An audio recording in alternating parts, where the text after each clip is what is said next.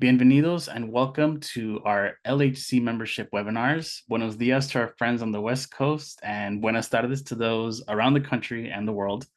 Today's presentation is titled Interviewing Nuestra Comunidad, Latinx Oral History Projects, and features panelists Michelle Téllez, Jennifer Nájera, Cristina Salinas, and Jonathan Angulo. This presentation is being recorded and will be posted on our Latinos and Heritage Conservation website in the coming weeks. My name is Rene Ballesteros, and I serve as Development Manager here at Latinos and Heritage Conservation. I am also joined by our staff member and project manager, Asami Robledo Allen Yamamoto. Hi, Asami. And just so y'all know about LHC, a little bit about Latinos and Heritage Conservation is we are a national nonprofit, and our mission is to help build a movement that affirms Latinx, Latino, Latina heritage through education, conservation, and leadership development.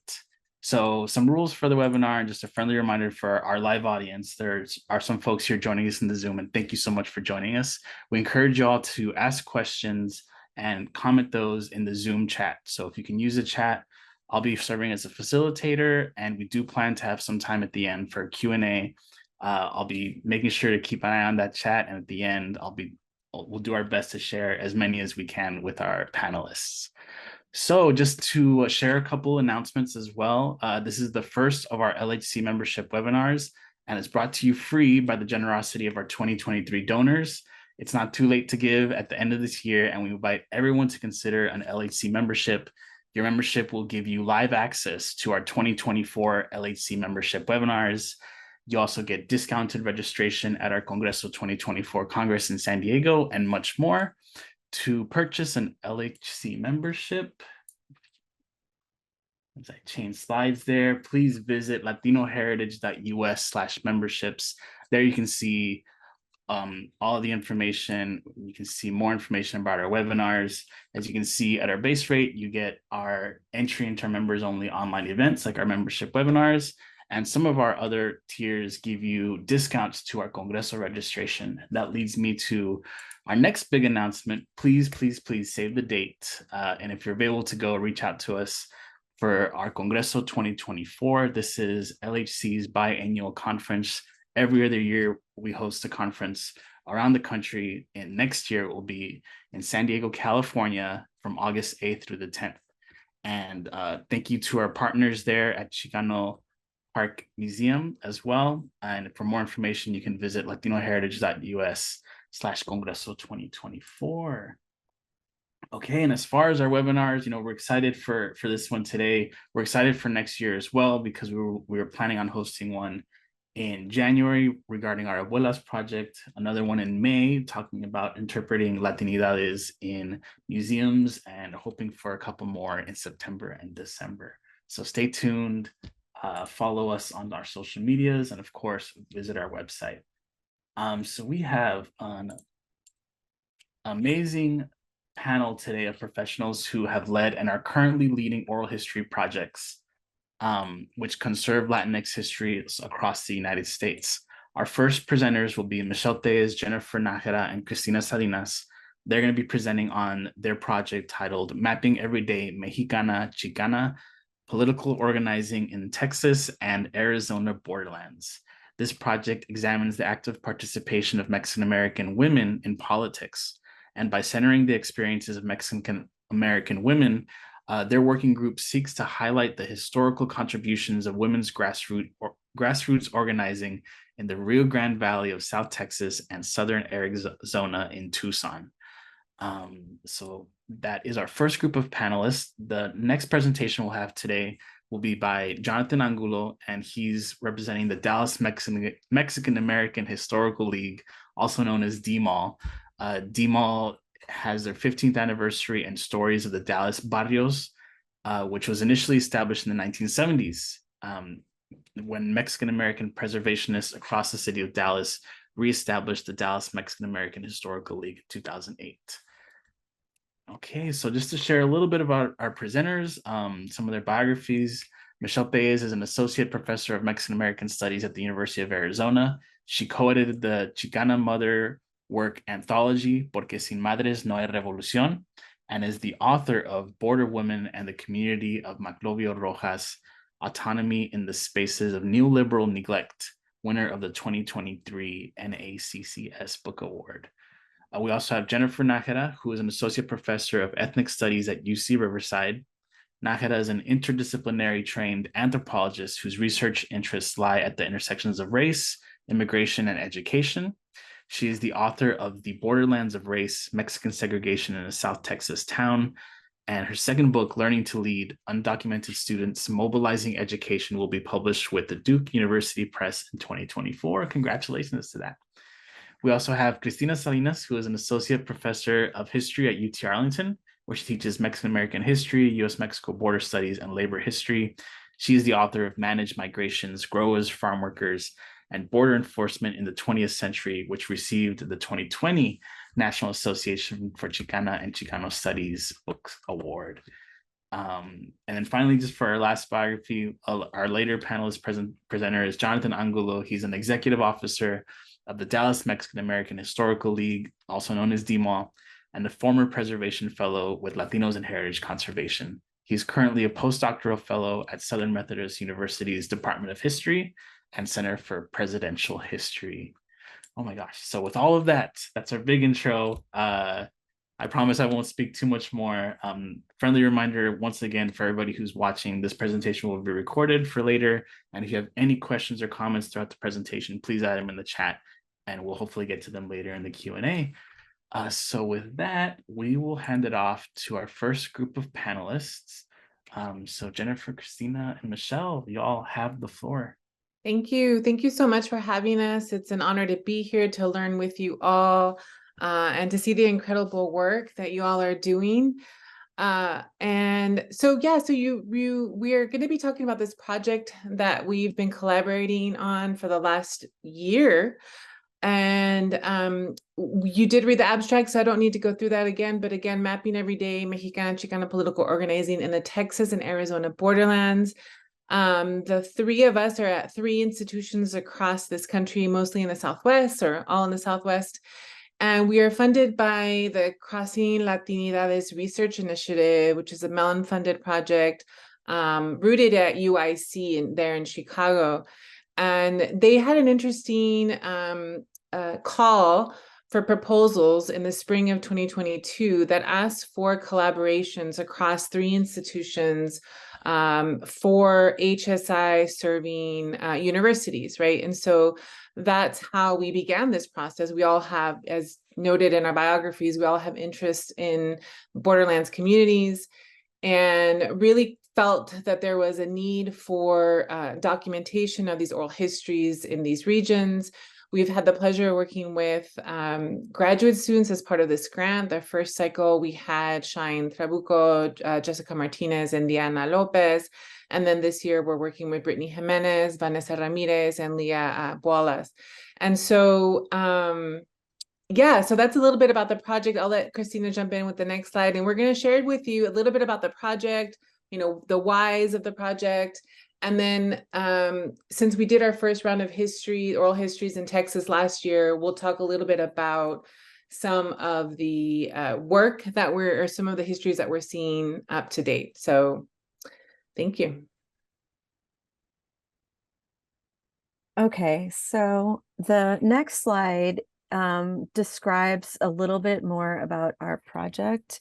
And that is that it's a comparative project. So we are doing oral histories with women activists, very broadly defined in terms of the grassroots political organizing that they have been doing or they've done in the past in South Texas and Southern Arizona. So the question is, why did we decide in these two spaces, and what did we think was interesting about that comparison? And one of them was that, first of all, we were interested in the border and the way the activism that has happened in a very specifically border context. So these two spaces, Southern Arizona and South Texas, are very close to the border, and they're very, very informed by the politics of the border. And we also were interested because specifically some of these regions haven't had a lot of work, especially in the realm of women's history, women's organizing, for example, Arizona. So there's still a lot of work that needs to be done, and we saw that that these oral histories could inform and provide information that hasn't been provided before. Also, these two spaces we thought were very interesting politically, because we're interested in political organizing, and because they're similar. They share a lot of similarities. They're both conservative states, conservative leaning states in the Southwest. And so we thought that their experiences might have a lot to say in how Mexican American and Mexicana women have organized within a larger context of conservative state politics, both in the past and maybe, sort of informing the present as well. And we see that some, like Arizona has gone through a recent political transition. Texas is not yet, has not gone through that transition at all. And so I think that comparison as well, it is potentially quite interesting. So that's why we decided to situate these two projects in these two states, and especially right near the border.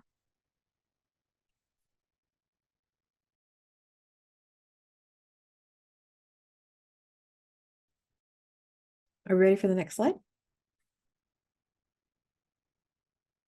So when we started this project, we were thinking about what we wanted to know, what we wanted to learn from the oral histories that we're planning to gather.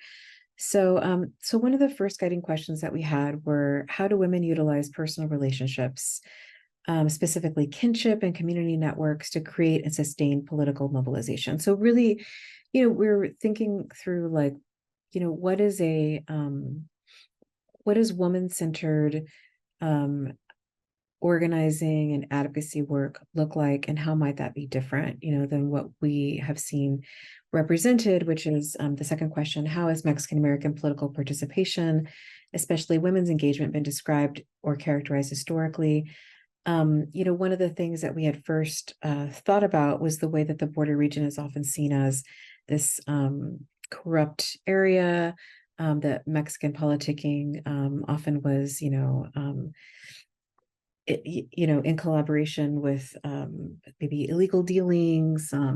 And so we thought, well, we know that obviously, all spaces are very complex. And so we wanted to think about, what is the political landscape here in practice? What are the historical antecedents to, current political practice and advocacy work? And specifically, again, thinking about where do women fit in? And oftentimes, we see an actual absolute absence of documentation of women's political involvement, and especially honestly in Arizona, there's such little scholarship in that region. And so we knew that we were treading into some really important territory with the kinds of questions that we'd be able to ask and get women's perspectives on the kind of work that they had done and how they had done it. And then finally, we were really interested in thinking about the ways that electoral and non-electoral politics and organizing have influenced each other, right? So we have, and I'll get to this in the next slide in just a moment, conducted a number of interviews, and some people that we're interviewing are elected officials, and the way that they advocate and engage with their community is much different than people who are community organizers, grassroots organizers, and who are in fact pushing on the elected officials to enact, perhaps more radical or progressive policies than they might otherwise in a conservative state context, right? Next slide. So last year, we did our first round of interviews in Texas. We were able to complete 17 interviews. The women that we interviewed, all Chicana, Mexicana, ranged in age from their mid-40s to their late 70s. And, the issues that they talked to us about were electoral politics, both, local, statewide. Some of them were elected officials. Some of them were campaign managers. Some of them were politiqueras, which, are women who kind of who organize and get out the vote. Sometimes, this has a negative connotation. environmental justice advocates, immigrant rights advocates, and, women who are advocating for greater women's rights. And this year we've been in Arizona. We've made 2 trips so far, and we have done five interviews. And these women have been between in their mid-30s to late 80s, and these issues that they've talked about have included migrant rights, specifically around the refugee sanctuary movement that was happening in the 1980s, 1990s, educational rights for Latinx students. Some of you may be aware of the struggle around ethnic studies in the early 2000s. And that's why we have sort of a younger cohort of oral history interviewees here, because we wanted to capture that very important piece of Arizona history in our project as well. And of course, environmental justice. So this is what we have gotten to so far. We're not done. We're still in the middle of our research, and we'll be back for at least 1 or 2 more trips to Arizona this year. Next slide. Okay, so I think we forgot to mention that the dates, like the ranges of dates that we're trying to capture, is like late night, like post Chicano movement to the 2010s, right? And so that kind of captures these histories that are particular to both states and both regions. And so in this project, we're excited because it's sort of a multimodal project. We're trying to do different things with the material that we're gathering, right? And so the first is that, we're really excited to build a digital, media project, a digital humanities project. One will be a public-facing website where folks are going to have access to parts of the oral histories. We're in the process right now of figuring all this out. It's really exciting to sort of learn something new, but we're mapping out the locations of the interviews. And so that's going to be a public-facing. And there's a really great project out of San Antonio, Mapping el Movimiento, that we've looked towards. Chicana por mi raza, of course, is another model that we've looked towards, and we're probably going to be collaborating with Chicana por mi raza. And we also noticed that even in some of these already existing, sites and archives, Arizona and then parts of the valley are not present, right? Are not visible. And then the second part to this is to create this actual archive, a repository where these oral histories will be accessible, really sort of broadening the scope of what's available in terms of our own histories. And then, of course, we'll do the regular sort of publications where we'll be sharing 3 ideas that we're building from in collaboration with our graduate students from the material that we've done so far. And then a big thing that I wanted to announce, because for those of you in Texas, is that in March 2020 and 2020, March 20th and the 21st of this coming year, the 2024, we're going to be having a symposium. Our main speaker is the keynote speaker is Dr. Maria Cotera, who is the one that organized Chicana por mi raza. And we're going to be inviting some of the women that we interviewed from both Texas and Arizona to the symposium. So they'll be directly sharing their experiences. Of course, ourselves and our graduate students will be presenting a bit. We want to create, sort of the possibility for conversation. And then we'll be showcasing the preliminary draft of that public-facing website. So we're excited to kind of start sharing that out. Okay, and then so today, what we're going to be focusing on in terms of some of the material that we've gleaned so far is the first is the pedagogies of home that have shaped women's activism. Jennifer is going to be talking a bit about that. Cristina is going to be talking about the intersection of women's early education with women in religious orders, and then I'll be sharing a bit of the key moments that have inspired women's political advocacy work. So with that, I'll pass it back over to Cristina, and I think we're done with the slides for now, so then we can just kind of talk through some of these ideas. Okay, thank you. And I know we have just a few minutes, so I won't go into great detail. I did want to mention before I begin my remarks that the symposium that we'll be having in 2024 will be in Arlington at UT Arlington. So everyone is invited to that, and we'll send out, notices once we have our materials ready.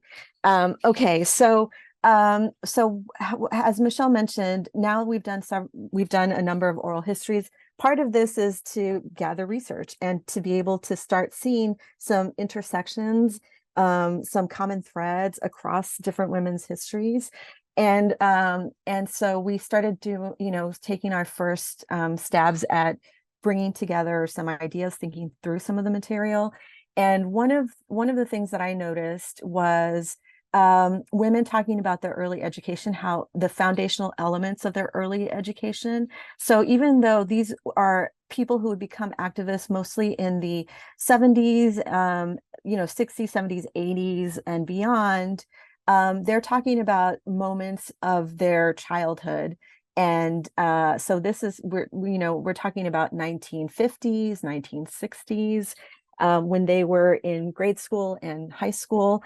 And one of the things that I saw was the way in which several of them talked about having very deep or being very foundationally or impacted by their experiences with nuns specifically. And so I found it very interesting because it helps us, and especially the role actually of the Catholic Church more broadly is one of the through lines that we're going to look at. And the way these stories connect is of course, we all know, or we've all heard about the devoutness and religiosity of Mexicana women in the Catholic Church, and of course the patriarchal structure of the Catholic Church as well as the racially segregated borderlands, especially in the first half of the 20th century. And what we're noticing is that these women have occupied different spaces or had different experiences within, I guess, a religious environment, or especially with religious figures like nuns that kind of disrupt some of those narratives. So the one of the papers that I presented was about these early educational experiences and the way in which many Mexican families use Catholic schools as a way to disrupt the segregated schooling that they otherwise would have, their children otherwise would have experienced. So often they're going in between public school and Catholic school as a kind of alternative.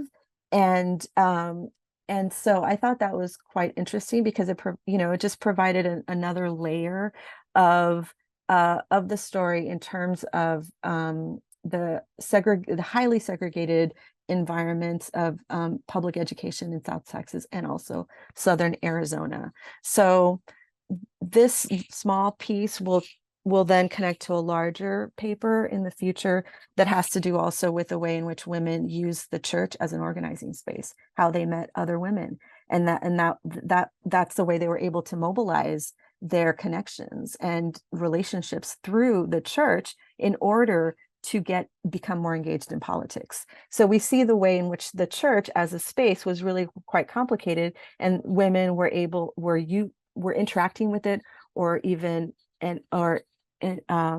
inhabiting that space in a way that was very meaningful and powerful to them and their communities.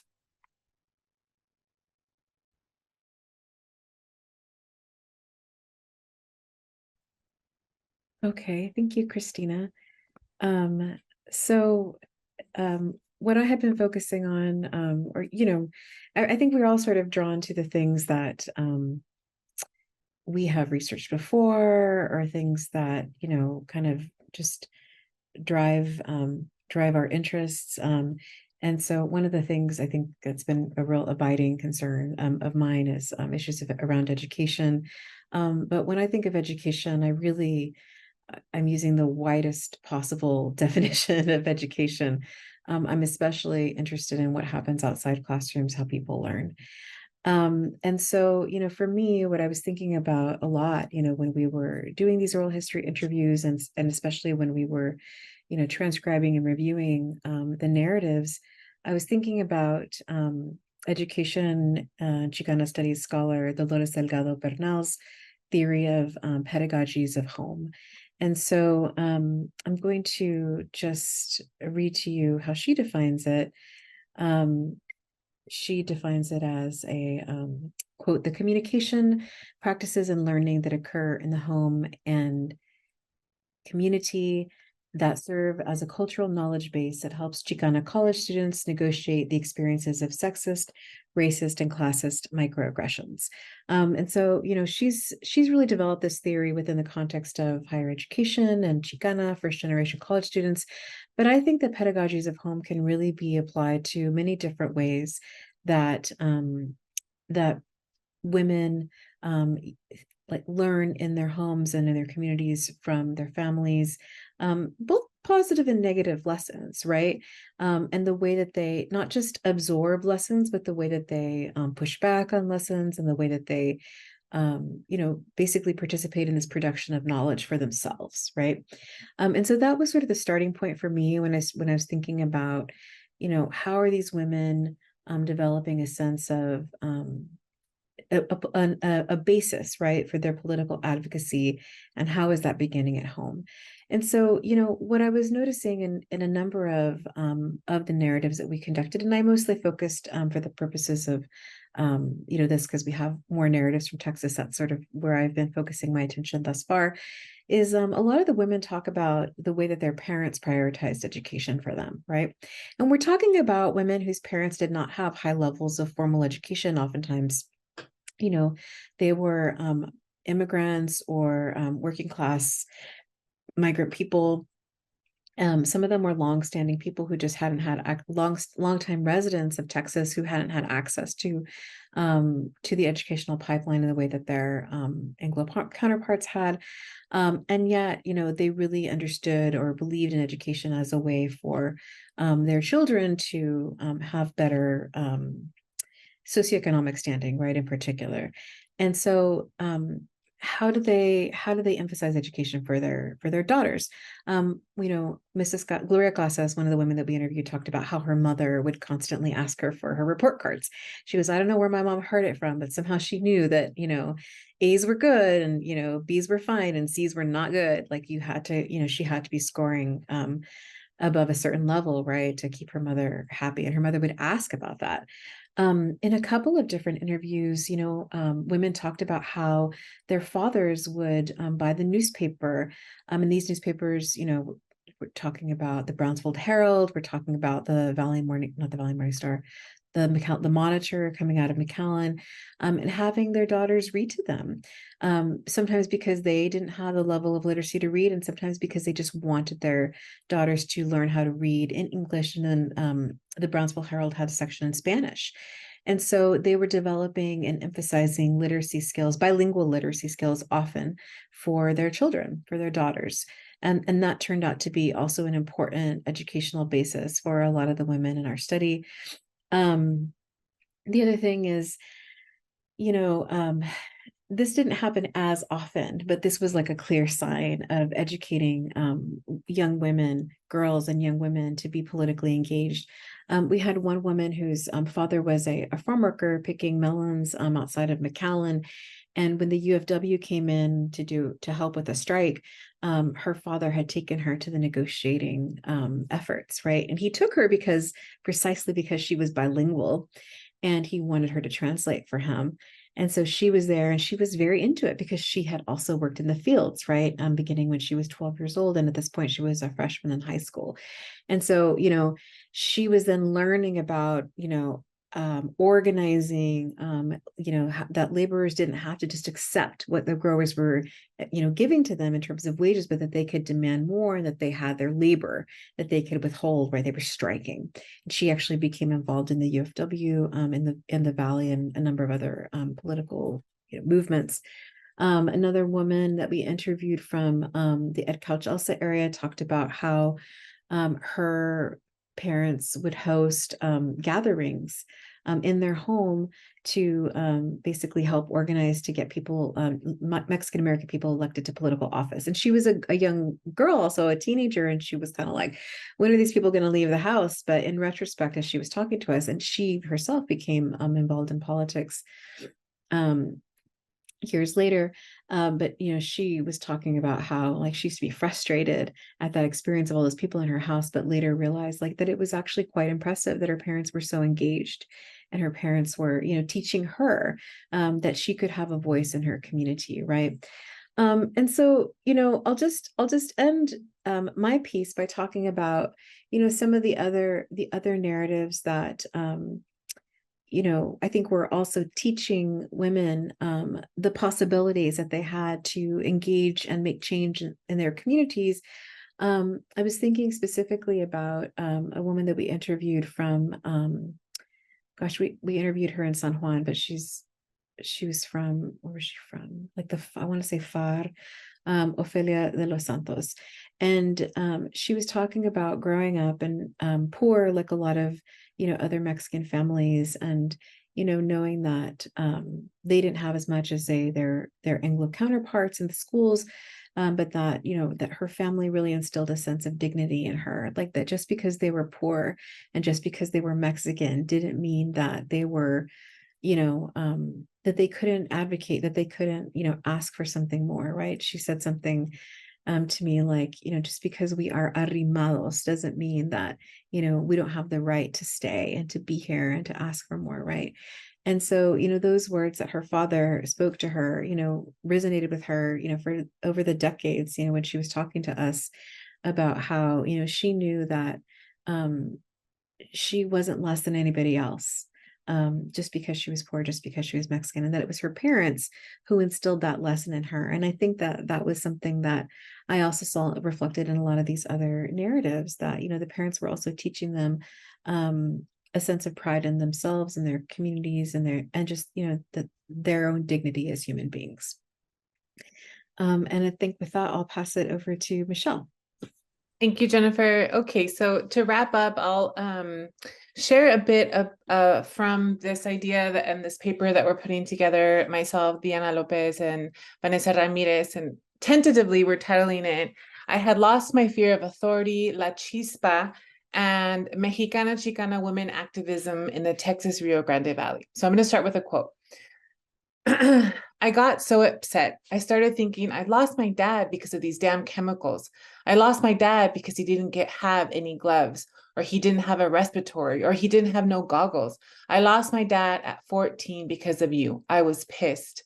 I mean, and after that, I went to one attorney, then to another. And then I went house to house, and I go, this and this is happening to some of my people that I grew up with.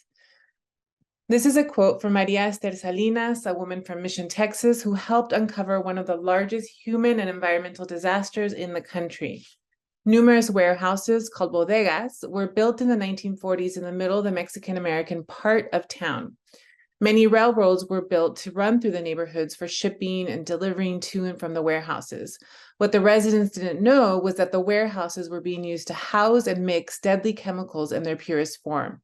Once mixed, the chemicals were shipped for use in weaponry as well as pesticides with tragic consequences, including cancer and birth defects that have affected Mission residents for generations. Maria helped create a broad campaign to raise awareness about this issue and pressure local, state, and federal representatives to take action. One part of the town made the Federal Registry as a Superfund site, and another site was declared the top contaminated site in the state of Texas. While the Texas Commission on Environmental Quality says its cleanup is complete, the impact of this issue is everlasting for Maria and all of the residents and their families. So I begin my contribution this afternoon with Maria's quote to introduce you to one of the women we interviewed.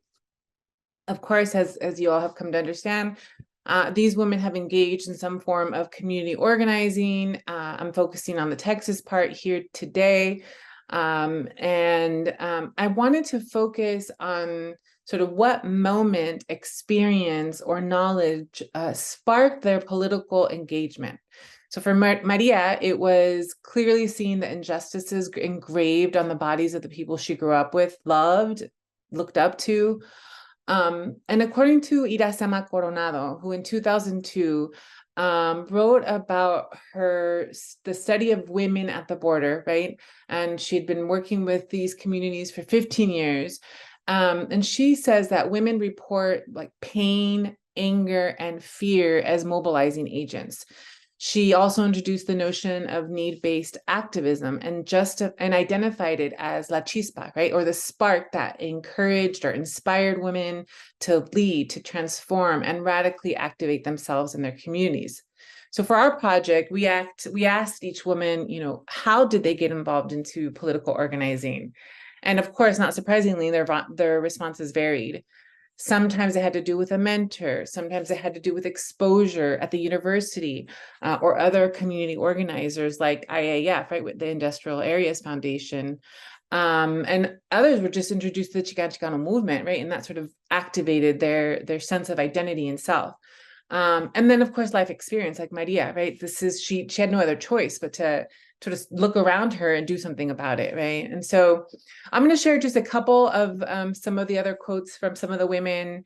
Maybe I'll just do one or two more because I don't want to run out of time. And then we'll end our part of our presentation. But so another woman, Maria Filomeno Leo, she later went on to become the school superintendent there in the RGV. And she said, I knew that where I came from, my hometown, the Anglos controlled the school. They made all the decisions. The school board was completely Anglos. The school administrators, the majority of them were Anglos. And I didn't realize that that was not right, or that there could be something different, right?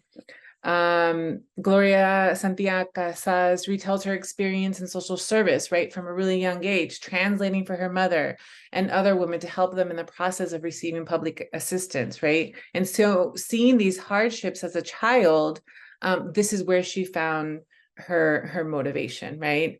And then finally, I'll just say, Lali Mojino said, what happened was I became very politicized right away with the class in my civics and what was going on. And I was trying to interpret for my dad, and all of this was happening. So I kept, raising my hand and asking questions. Y nunca me miraban, she says, just like in school, when we were in school, nobody ever recognized us. I would keep my hand up forever. none of the teachers would recognize me.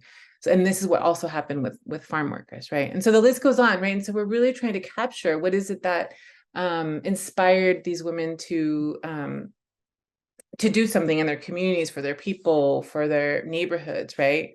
And I'll summarize by saying, what we've learned, of course, that there isn't just one moment that shapes their trajectory. Women's relationship to activism at the border takes a variety of forms.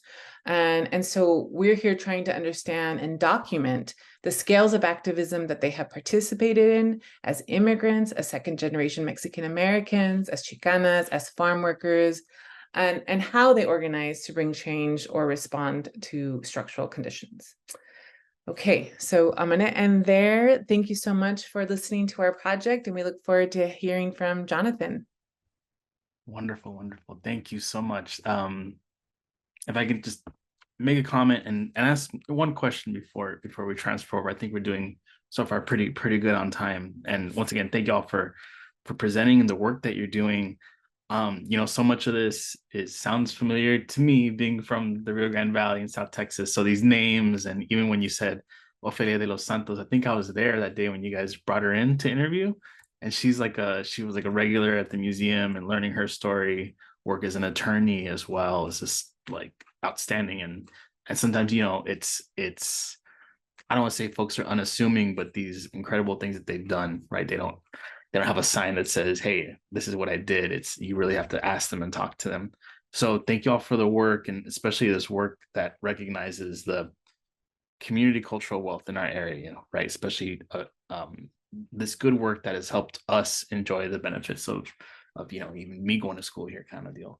The question that I really had was, in this activism amongst women, was there something unique that maybe you saw that maybe only women had access to, that gave them power or wealth in their own way when doing this activist work, whether it's like a network or something different? So yeah, any thoughts on on that. And even if there are like similarities across eras, it's interesting to see that y'all interviewed folks in a range of time and spaces too. I'll let y'all stamp that. I'll say one thing really quickly, and maybe someone else will want to join in. I think what we noticed, I mean, two thoughts. One is, I think almost across the board, many women talked about how they were the backbone of their organizations, and the people who were doing most of the work, the most committed, the most dedicated people were other women. And so then you can see how then they could connect to each other.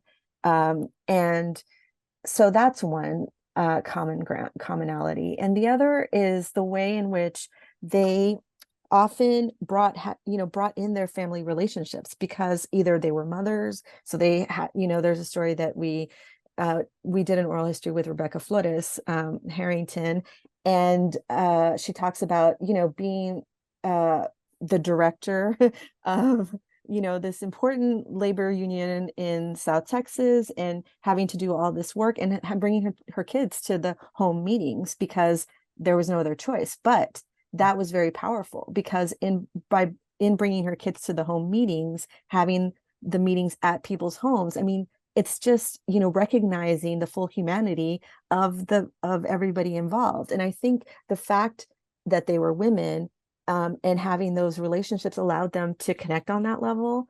And I feel like that is a unique thing that I saw in some of these stories. I guess I'll add that one of the idea that really stood out for me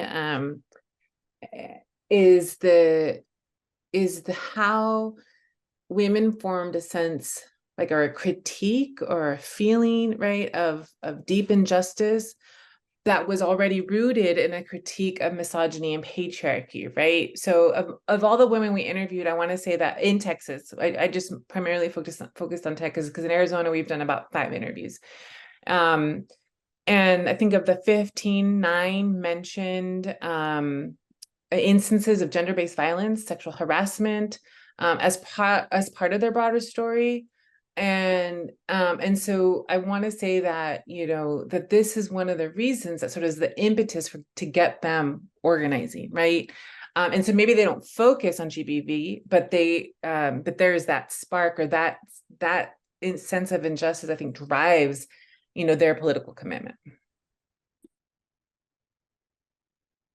Yeah, I think that I was going to say, how do I say this in not a negative way? Because I agree that a lot of what stood out to me was, along the lines of what Michelle just said, a lot of sexism that they experienced in organizing spaces. And I remember I interviewed this one woman. Actually, she was one of the people we brought to the museum, Renee, and she was a pretty like powerful leader she was a migrant, and she had ended up in Idaho, and she was running all these migrant Head Starts. And she was like, I just got so sick of all the sexism, I just quit. And I said, you quit? I said, what did you do? She said, I started working on potatoes. She started working on it. She was like, I would rather have worked in an assembly line inspecting bad potatoes than to deal with all this sexism that I was experiencing at Migrant Head Start. And then eventually, of course, she didn't stay in potatoes. She went back to the Valley, and she ended up with a PhD and, very politically involved. But so many of the women that we interviewed experienced sexism within organizing spaces, and really had to kind of figure out, how they were going to approach it. I was going to say partners, their husbands, I think we didn't interview any queer women. We did interview a lot of women who talked about how, having a supportive partner was very important to them, because otherwise they knew that there were women who were not involved because their husbands wouldn't let them go to meetings. So yeah, it's very complicated. I didn't want to talk last because I wanted to not lead on a bad note, but it's, I'll just kind of echo what Michelle said, that I think that was something that, women were more acutely aware of the different kinds of injustices, precisely because of the gender discrimination and violence that they personally had experienced. Yeah, no, absolutely. Thank you. Yeah, thank you for recognizing that. And I think, Cristina, something you said that's echoing in my head is recognizing the full humanity their experiences and these issues as well. So thank you all so much. Looking forward to just seeing the rest of this project as well. I mean, there's so many connections, and like I mentioned, it hits close to home for me. Some of these names and work being done. I'm curious to even know more, right, and share it with others. So with that, we'll bring it over to our next panelist, Jonathan Angulo, and let me go ahead and share the screen for you. So you have the floor. Take it away. Yeah. Just make sure everybody can see that. I mean, thank you to LHC for providing the avenue for me to be able to talk about some of the initiatives that DMAL is putting forth next academic year and maybe sometime in December as well. And also as well to Michelle, Jennifer, and Cristina as well for this really important project that's being amassed. And in particular, I'm really excited about being able to go to it at UT Arlington and the symposium. I'm really looking forward to it. And then also very quickly, being with DMAL for about maybe I think 3 or 4 years now. That's also the common thread that I've noticed within DMAL as well, that Mexicanas, Chicanas have been at the forefront of making this organization real, and the work that they put forth in the 1970s, the Tafalla family, Manita Martinez and her legacy as the first Mexican American woman elected to Dallas City Council, and then also Adelfa Botello Callejo, one of the first Mexicana lawyers here in Dallas, and seeing all of their roots with the families who are still being involved with the creation of DMAL. So I tried to create because there's 2 things going on in DMAL's 15th anniversary. So we have 2 documentaries. We have one on the reignation of DMAL once it started again in 2008, and doing historic preservation work for about 15 years. So we have a documentary focusing on why the organization was founded and why concerned Mexican American residents wanted to create this organization again to preserve the impact and legacy of Mexican Americans to the city of Dallas. And then the second documentary that the organization has been working on throughout the year of 2023 is this documentary entitled Stories of the Dallas Barrios. And one of the ultimate objectives of wanting to create this history or this documentary about the stories of the Dallas Barrios is because a lot of the earliest Mexican American residents who could remember the effects of, informal segregation in the city of Dallas, and also as well the effects of urban renewal with the decimation of Little Mexico, which is located really close to downtown Dallas. And in today's present era, a lot of the historic barrios across the city of Dallas are experiencing really rapid gentrification. So that's one of the reasons why the organization found it really important to create this second documentary, but also as well because a lot of our folks are moving on to the next life. That if we don't capture and preserve their oral histories today, we may not be able to preserve the history and their experiences in this really important period in Dallas history. So very quickly, what I'll do is talk about the history of DMAL, its mission, some of the documentaries that the organization has created across the years, and then what our documentaries that we are producing this year are going to look and do. So DMAL's mission, as Rene stated earlier, stands for the Dallas Mexican American Historical League, and the mission of the organization is to research, collect, document, and preserve the history of Mexican Americans across Dallas County to really highlight and talk about the community's importance to the Metroplex, especially because throughout the increasing demographic of Latinx folks, including ethnic Mexicans within that increasing demographic in Dallas, whenever they go around the city and you talk about Little Mexico or Cemento Grande Barrio or El Pozo or El Aceite, any of those barrios, and you tell it to the younger generations, including people of my age as well, they will say, well, I didn't know that this used to be a historic barrio or Mexican American community. So that's one of the reasons that the mall is doing the work that the organization does.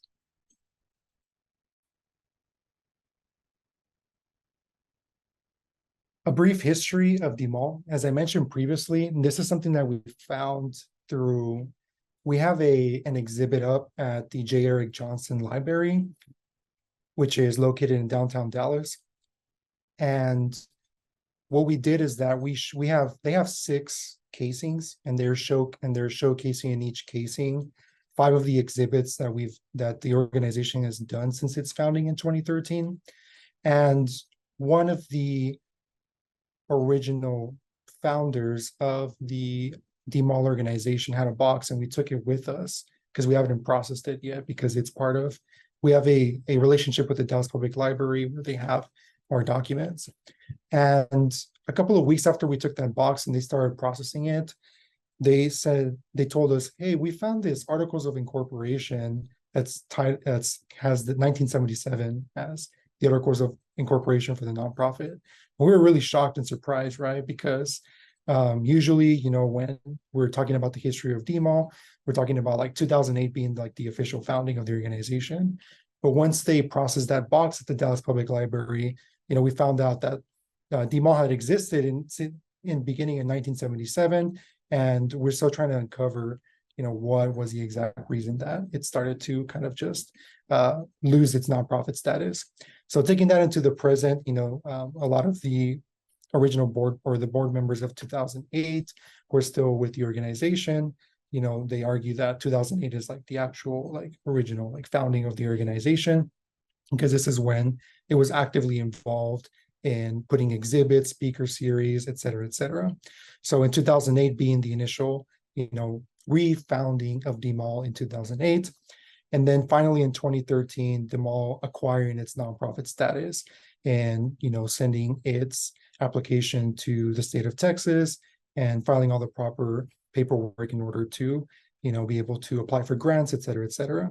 So that's a brief history of DMAL about, you know, its roots and histories in 1977, leading up into the present, and some of the work, again, that the organization has done since 2008 in 15 years, as I mentioned, putting exhibits, speaker series, creating documentaries, submitting applications for the Texas Historical Commission, just a brief, like really diverse mission and things that the organization does. As I mentioned previously, the mission that DMAL, or the agenda that we had for 2023, was the first preserving barrio history, and the second being creating 2 documentaries. The first mission of preserving barrio history was to interview the earliest Mexican American residents of Dallas barrios. You know, as I mentioned previously, some of the earliest Mexican American residents, you know, they're unfortunately passing. And the 2008 board members were really concerned that if we've done interviews and oral histories centered on the exhibits that we've put out since 2008, and they're really concerned that we haven't had a chance to interview a lot of the different residents who live across the different barrios that are still with us today or still not with us, that have been demolished across the history of Dallas. So that was the major, you know, incentive for doing and preserving barrio history. And then the second objective, creating 2 documentaries, the histories of the barrio members, and then the founding of DMAL. So some of the themes that we address in the documentary focusing on the histories of barrio members are these 3 themes: segregation, businesses, and urban renewal. You know, and I think this is something that, as a preservation fellow, when we did our site visit here in Dallas, some of the members talked about segregation in the city of Dallas, where the informal segregation in pools, right, that Mexican Americans, Chicanos, Latinos, Latinas, Latinx folks couldn't go into pools because they were racially segregated, including against ethnic Mexicans. So some of the documentary talks on that, about segregation in terms of using public facilities, but also as well in the documentaries, they talk about the segregation across the city and county of Dallas.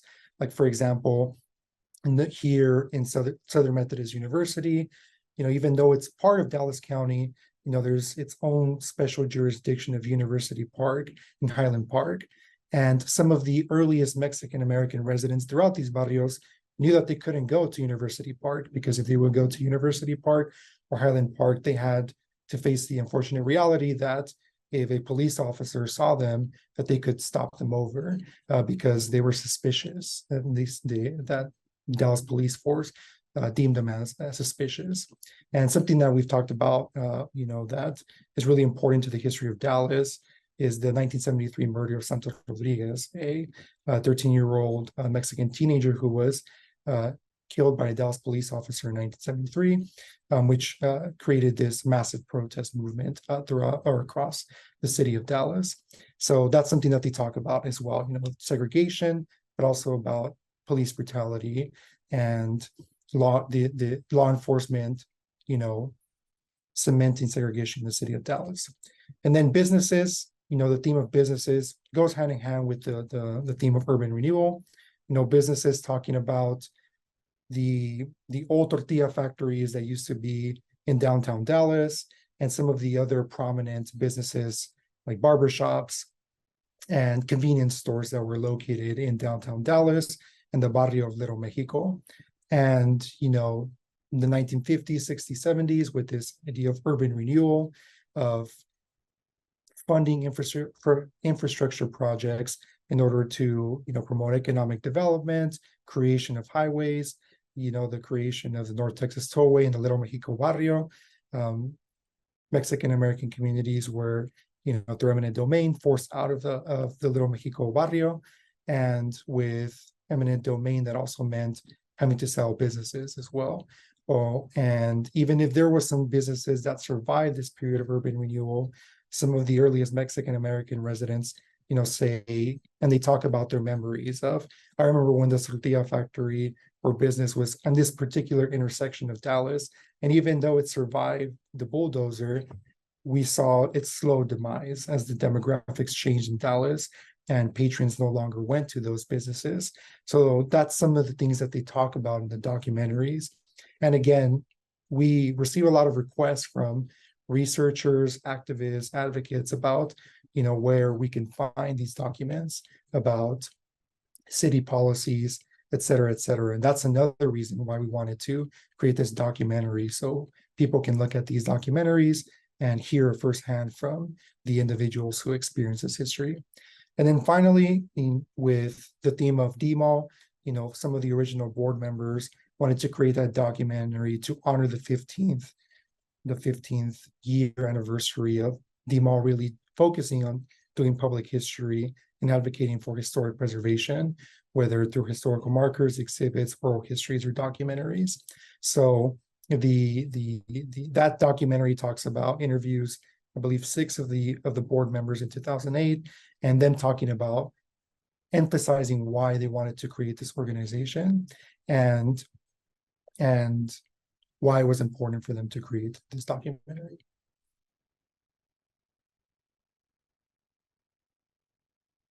So since we're talking about the barrios of Dallas, one of our board members, Frank Valtierra, who was one of these, the board members of 2008, he put together this map where he had this board out on the table, and he, along with some of his family members, but also board members, created this map where you can see some of the historic barrios that are recognized across the city of Dallas.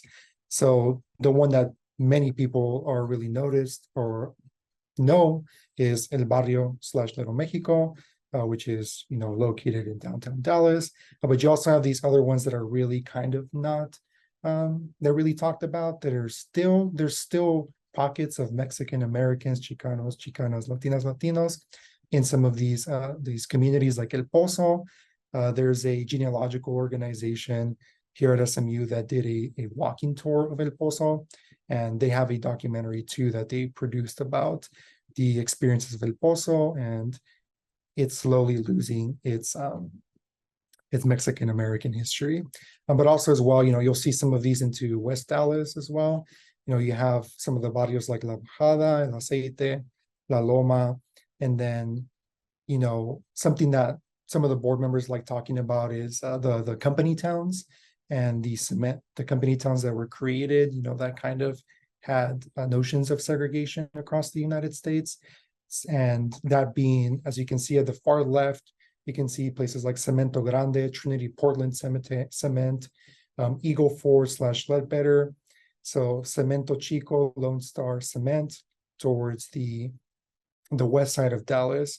And some of the original board members talk about how there's historic graveyard sites in these old cement cities because of the company towns had to, house and hire the immigrants that they were bringing from and migrants from South Texas into Dallas, into the cement company towns.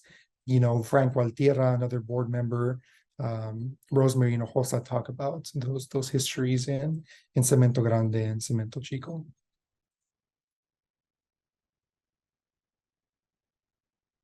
Again, talking about that history of the mall creating documentaries, these aren't the only documentaries that the mall has done, but these are probably our most successful ones. And the documentarians that we have worked with historically are Javier Sanchez, who has a Dallas Freelance Video, and Ebony Johnson, who I believe has Black Tree Production.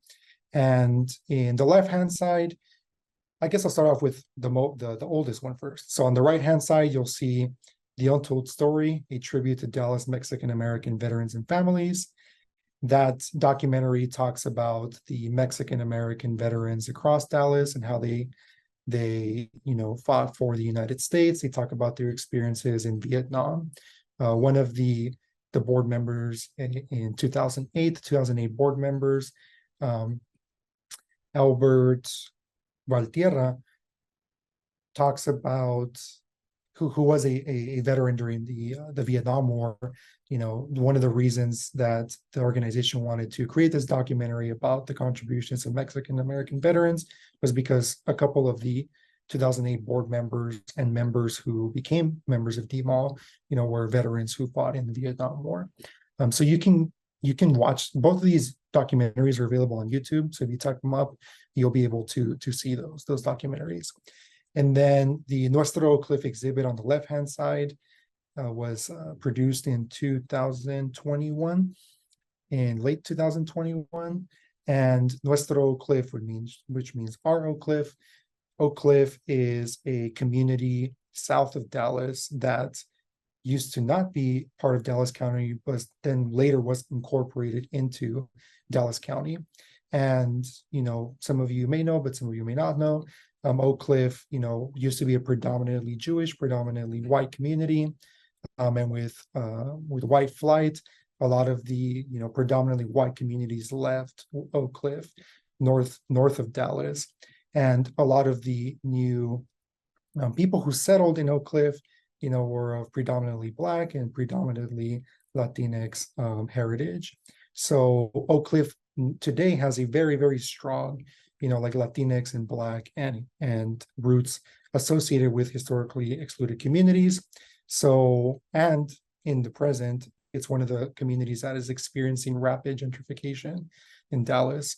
So the reason being that DMAL wanted to create this documentary in 2021 is to highlight the contributions of Latinx folks across the community of Oak Cliff in order to highlight our community's contributions to Oak Cliff, and that, that our community deserves a seat at the table in terms of urban planning and making sure that these historic murals, historic Mexican businesses are being preserved and not being shut out as they were done previously with the raising of places like Little Mexico.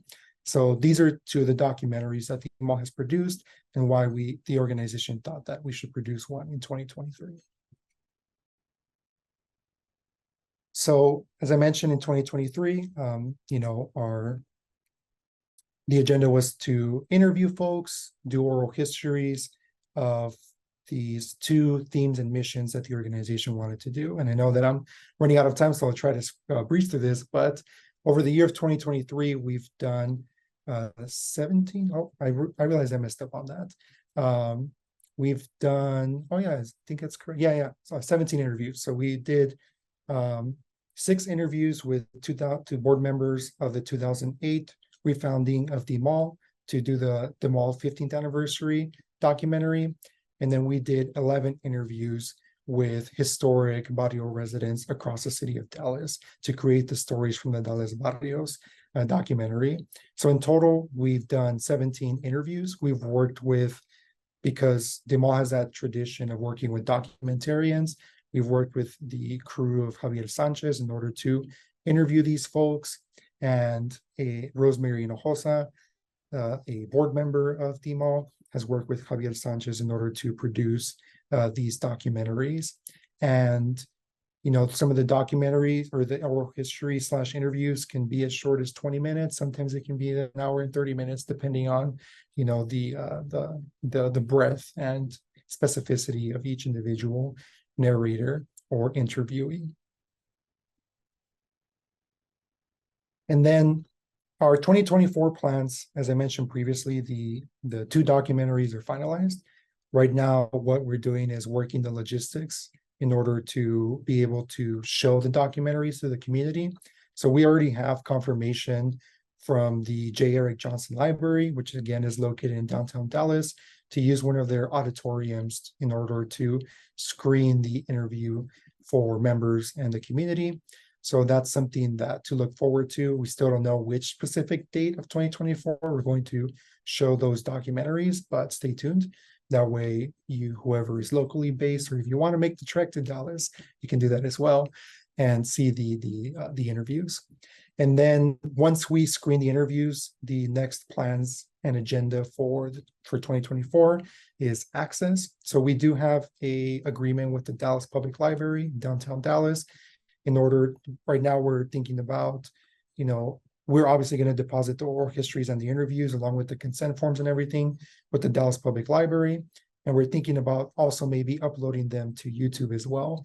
That way, if people don't know about how to access the Dallas Public Library archives and look at them, that there's another avenue for people to look at. And particularly, YouTube is very popular. I mean, I think our Nuestra Cliff exhibit has like 5,000 views, and you can still see people seeing that today, saying, I've always seen this history in Oak Cliff, but I've never seen like something produced that shows this history of Oak Cliff.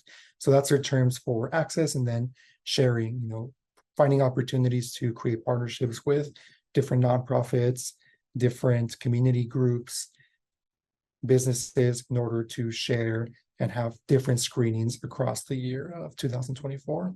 So those are our plans to distribute the documentaries, focusing on the second founding of the mall in 2008, and then the experiences of barrio residents across Dallas. So I believe that is the last slide. Yeah, okay, awesome. So yeah, thank you. I'm looking forward to answering any questions, and also as well for giving me the space to talk about this. Thank you so much, Jonathan, for that wonderful presentation. Fascinating slides. Saw a comment in the chat saying that the map was fascinating, and I think when we went to that slide, it kind of answered Christina's question right there. It was like, where are we looking at? So friendly reminder to anybody in the chat, and thank you so much for all the participants who've been watching today. You're welcome to post any questions or comments for our panelists. I guess one thing I wanted to say, Jonathan, congratulations on finding out a little bit more about the history of D-Mall, right? It's like 15 going on 46, I think, right? So it's like a kind of like a movie growing up very quickly. Yeah, but we're very shocked. Yeah, no, that's interesting though, and that's where archive work and interviewing your own founders, the historiography of your own organization is powerful in its own way. So we do have some time left. I want to just share a couple announcements before a couple questions for our panelists. Please don't forget about Congreso 2024. That is scheduled for next year, August 8th through 10th in San Diego, California. That is our biennial conference for LHC. You can find out more about that on our website. Of course, you're welcome to follow us on social media, sign up for our newsletter so you can find out more. and stay tuned for upcoming membership webinars in 2024.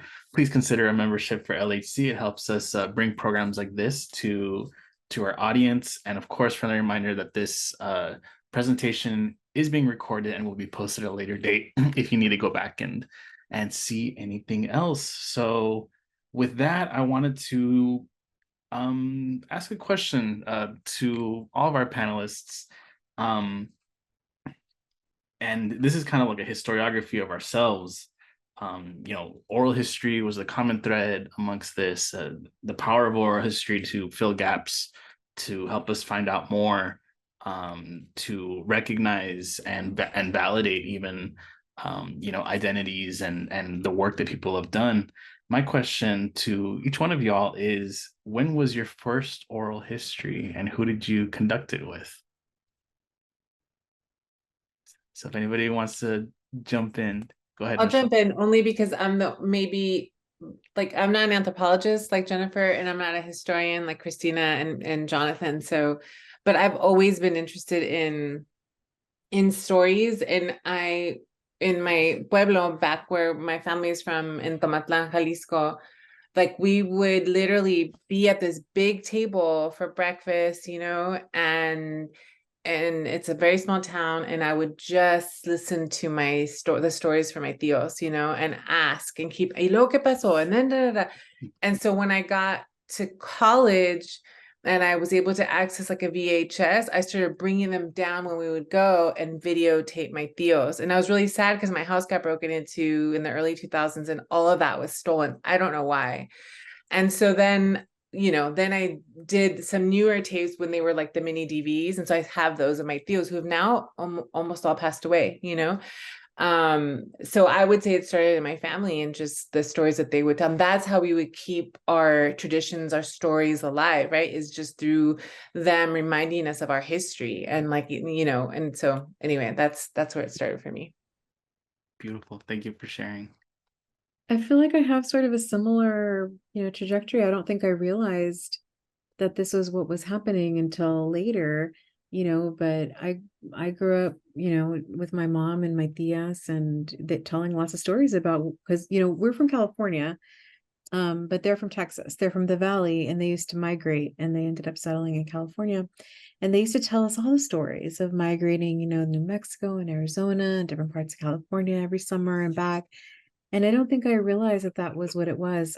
And interestingly, then I did start with anthropology, and my first interviews, ethnographic interviews, were actually with my peers. But when I did my first oral history, now that I'm thinking about it, it was for a class that I took my first year of graduate school, and I interviewed my mom and all my tias. And it was like the sort of making it official, you know, of all the stories that I had heard, just kind of putting it together. But that was, I think that was definitely my first oral history, was kind of circling back to those family histories as well. I think we have a common story of interviewing our own family members. So I think my first oral history was one that I did with my uncle, of my grandfather. And so my husband who videotaped it, and my uncle and I asked him questions. And he was from a little town called Salinenio in Starr County. And so it was just about what his life was like back then, living in Salinenio. And so I do think that it sounds like, you know, growing up with these stories, but then actually sitting down, because there's something different between growing up with the stories that people are telling, you know, casual conversation.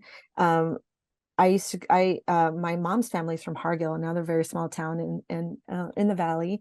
And my tias didn't have air conditioning in their house when we were growing up, when we were kids and we would go visit. So at night, I mean, during the day, they couldn't be in the house because it was too hot. And so they would just sit outside at night until late, like around after 10, waiting for the house to cool down before we could actually go in and go to sleep. And they would just tell stories. That's all, I mean, you could do, really. And so people would just sit outside and just tell stories for hours. And so, but that was very casual. We weren't sitting down with any kind of equipment or anything. So, but the first time I sat down with equipment, and a video camera was to interview my paternal grandfather. Yeah, I still go back, still go back and listen to it sometimes. Jonathan, if you'd like to share. Yeah, so again, the common thread of interviewing your folks. My first oral history wasn't with my family members, but I always grew up, and I think this is something that we've talked about too in LHC, is that at the dinner table, community settings, it's like, oh, cuéntame más, like you always have your siblings, your family members always talking about these like super crazy stories, right? That we hear on the table. But my first oral history was actually how I got introduced to DMAL. So here at SMU, there's a Voices of SMU Oral History Project, which focuses on the history of race and racism here at SMU. And my first oral history interview with that project was interviewing Rosemary Hinojosa, who was one of the 2008 board members of DMAL. And she was in the Los Chicanos organization here at SMU. So I interviewed her about her experience founding Los Chicanos here at SMU. So we did the oral history interview and everything here at the oral history studio. And we finished and she was like, hey, you should join us for this organization. It's called like the Dallas Mexican American Historical League. So ever since then, I've been involved with the organization since I think it was like 2019, 2020. It was 2020. It was because it was in February, right before everything got shut down in March. So that was my first oral history. But ever since then, I did the same thing that everybody else has done. I went straight to my home from California in the Imperial Valley, and I interviewed my dad and my mom. And I have yet to interview my brother and my sister, but it's really my mom. Every time I interview, like she cries because of the traumatic experience that they had immigrating to the United States. And my older brother and sister living in Mexico, and my mom not being able to see them. And then also as well, my dad, when I interviewed him, he had always talked about being detained here in the United States when he was working as an unauthorized immigrant in Los Angeles. And the elementary school that I grew up in is right next to the first detention center in United States history in El Centro, California, which is called El Corralón. And he told me that he was detained. He was a detained migrant there. So it was really fascinating, but that structure had always been next to my school. And I had never really known that my dad was in that facility.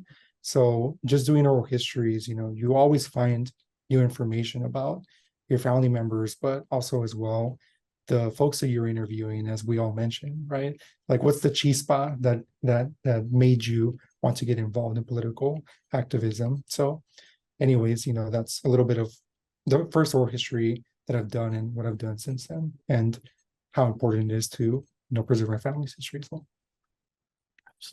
Absolutely. Thank you for sharing, and thank you all so much again for joining this. I think as y'all's projects and the work that y'all are doing show, it's these oral histories really give voices to places, and yeah, just add so many layers to and fill gaps and just do so many important things.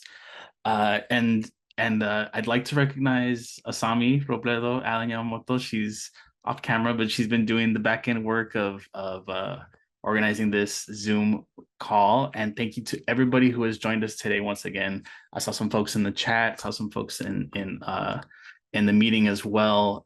Once again, we'll be looking forward to more of these in 2024. Y con eso, thank you so much to our panelists, y nos vemos en la próxima.